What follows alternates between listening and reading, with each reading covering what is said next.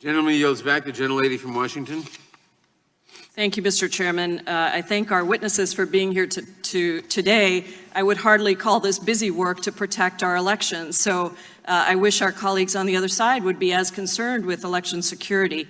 Back in July, the Senate Select Committee on Intelligence released its bipartisan report on Russian interference in our 2016 elections. Senate Intel found that, quote, Russian government-affiliated cyber actors conducted an unprecedented level of activity against state election infrastructure in the run-up to the 2016 U.S. elections, end quote. And they called for sweeping action to protect our 2020 elections. With Election Day just 378 days away, it's crucial that we move quickly. To my questions, all of you are responsible for various aspects of protecting our elections, and you're no doubt aware that a significant concern of securing our elections is that foreign actors will attack election reporting or the results of elections. Take the following hypothetical. Florida reports that candidate X won after counting the votes. The next morning, Florida election officials report that the results were tampered with, and in fact, candidate Y won. What is being done at the federal level to first prevent attacks on our election results, and second, if such an attack occurs, to ensure public confidence in the reporting of our elections?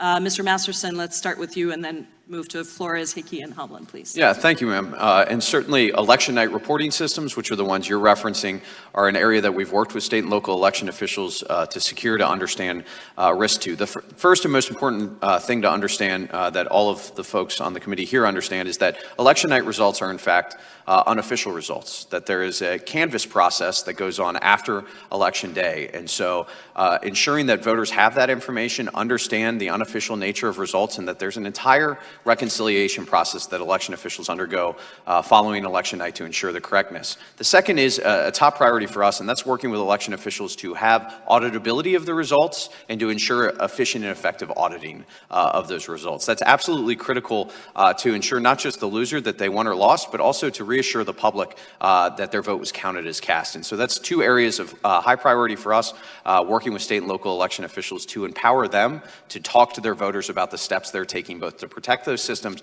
but to really offer reassurance and transparency on the back end. And I know election officials take that very seriously. Anybody want to add anything? I would just add that in the circumstance where we know or have indications that a state's being targeted, it's really important that we get to state officials at the right level and with a sense of urgency so they can do whatever they can to mitigate on their systems. Mr. Hovland? I would echo what Mr. Masterson said and add that at the Election Assistance Commission, part of the work that we've done is host IT trainings for election officials, which is relevant to this topic, work with them on improving audit processes, and certainly think that the issue you raise is one of real concern. There are a number of responsibilities that election officials have, and I believe that the Election Assistance Commission should be more empowered to work on those. But the reality, as I mentioned in my opening statement, is that we're a $7.95 million agency. We have one lawyer. We have one financial person. Since its inception, the Election Assistance Commission has been kicked around like a political football, and we've never been empowered or funded in a way to actually help election officials in the way we can. And I think that right now, in this time, we see the need for the federal clearinghouse that the EAC was created to be, and I would just ask you all to help make that possible. Thank you. Thank you. Mr. Masterson, as a senior cybersecurity advisor, how have you engaged with local, state, and national media outlets to ensure that unofficial vote reporting is protected from malicious interference? What media networks specifically have you met with, and have any refused to meet with you? And what new measures are you taking in 2020 that weren't applied in 2016 and 2018? Yeah, thank you, ma'am, for the question. The first is that the Associated Press, the team that handles the election night results for the AP on election night, is a member of our Sector Coordinating Council, which is the private sector council that we work with on providing support and services, information sharing. So AP has been an active participant in that coordinating council to understand threat and risk, steps that they could take to secure their results reporting, and I know is taking that very seriously. Secondly, is we held a tabletop exercise with members of the national media media prior to the 2018 election to talk about what are scenarios that could play out, how is information being exchanged not just with state and local officials, but social media companies, the political parties, and others, in order to ensure that media have access to the information they need before they report on results or other items. Heading into 2020, we anticipate engaging media outlets individually, and then having a tabletop exercise again heading into the 2020 election to work through those scenarios and ensure they have the information they need. Thank you very much. Okay. Gentleman from Texas? Thank you, Mr. Chairman, and appreciate the witnesses being here today. Ms. Flores, so did you replace Peter Strzok as Deputy Assistant Director of Counterintelligence Division? Sir, there are 3 deputy assistant directors in the counterintelligence division. My particular role is over the intelligence branch.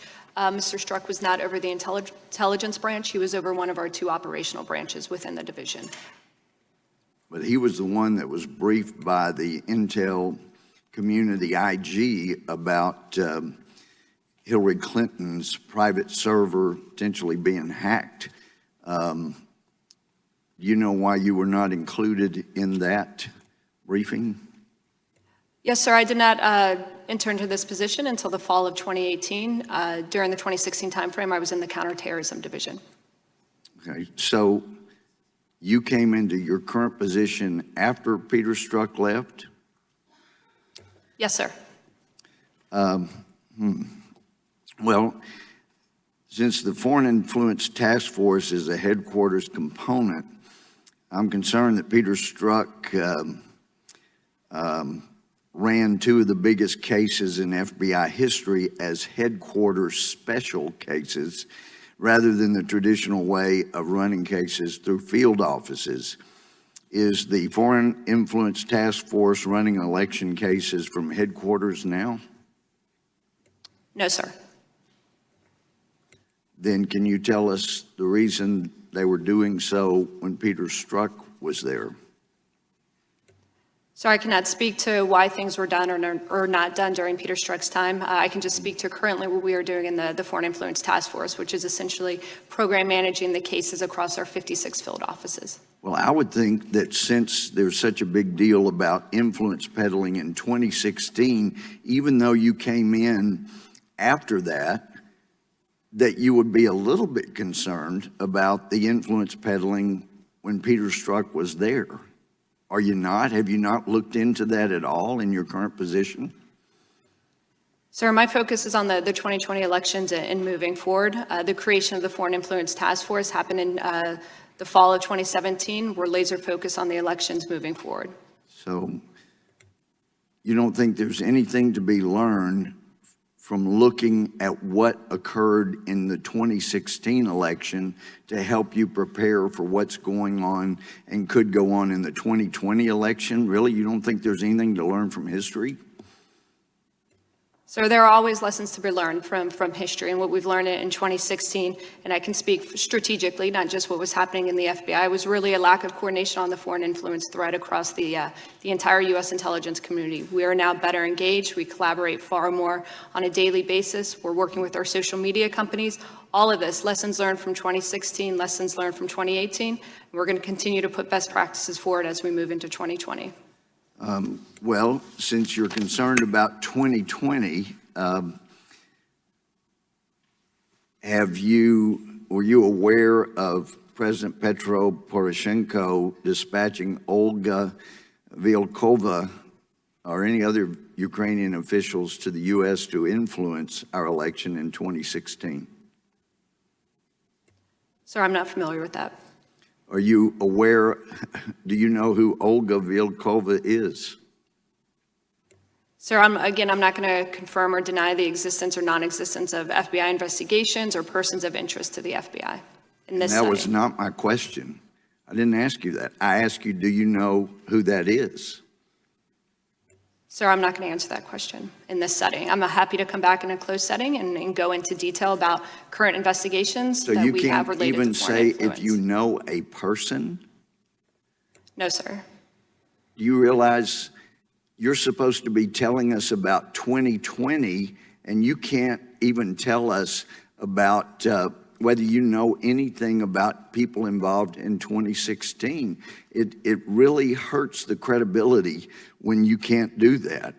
Well, let me ask you, will the FITF run informants against political campaigns? So much in the same vein that the FITF does not run cases, we do not run sources either. We program manage the sources that our 56 field offices run as it relates to foreign intelligence or foreign influence.